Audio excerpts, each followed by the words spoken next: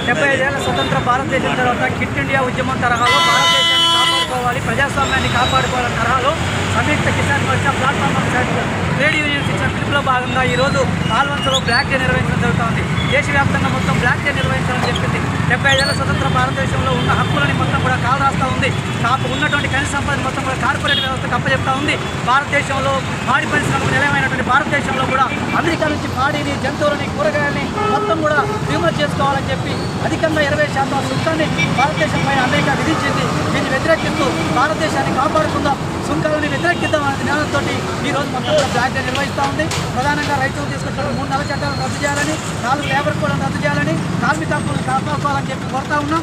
అలాగే పాడి పరిశ్రమ ఏదైతే భారతదేశంలో దిగుమతి చేసుకున్నటువంటి 20% సుంకం ఉందో ఆ ఆర్థిక సుంకాన్ని రద్దు చేయాలని చెప్పి ప్రధానంగా కోరుకుంటా ఉన్నట్టు కలుస్తుంది.